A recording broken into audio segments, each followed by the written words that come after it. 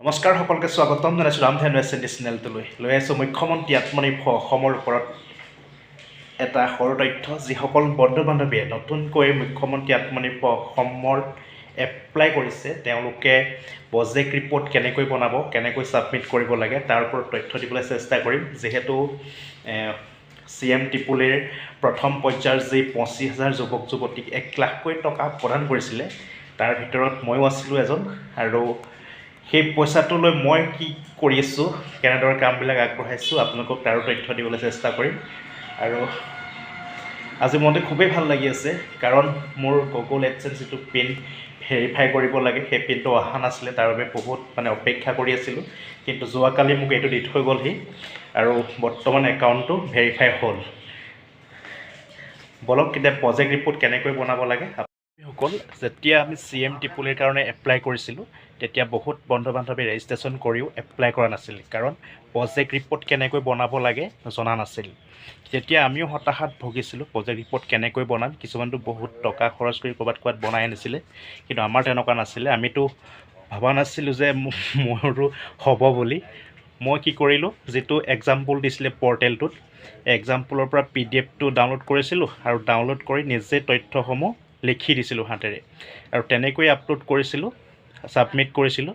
কিন্তু মই ছাকচেছ হ'লোঁ। আৰু এতিয়া যদি আপোনালোকেও এপ্লাই কৰি আছে, প্ৰজেক্ট ৰিপৰ্ট কেনেকৈ বনাম, কি কৰিম বুলি ভাবি হতাশাত ভুগিছে, কিন্তু তেনেকুৱা হ'ব নালাগে। আপুনি মোৰ নিচিনাকৈ কৰি চাব পাৰে, নিশ্চয় ছাকচেছ হৈ যাব।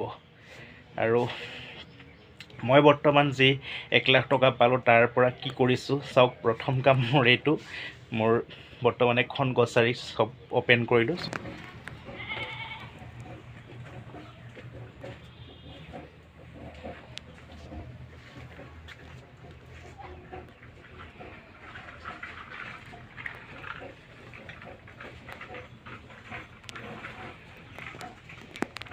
আৰু দ্বিতীয় কামটো হ'ল এখন ছাগলী ফাৰ্ম অ'পেন কৰিছিলোঁ। এইখন চাওক, ঘৰটো অলপ সৰুকৈ আৰম্ভ কৰিছোঁ। ইয়াতে বৰ্তমান 12গৰাকীকৈ সদস্য আছে।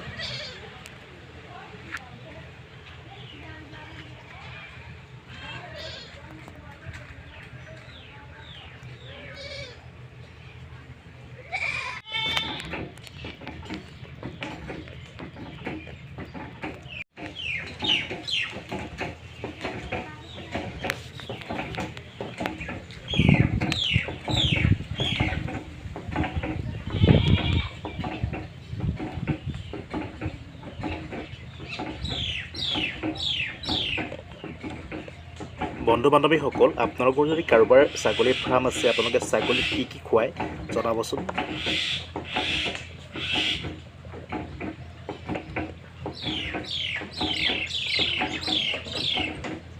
আজিৰ এই ভিডিঅ'টো ইমানেই আছিলে। সকলোকে ধন্যবাদ জনালোঁ। যিসকলে মোৰ চেনেলটো এতিয়াও ছাবস্ক্ৰাইব কৰা নাই, প্লিজ ছাবস্ক্ৰাইব কৰি ল'ব।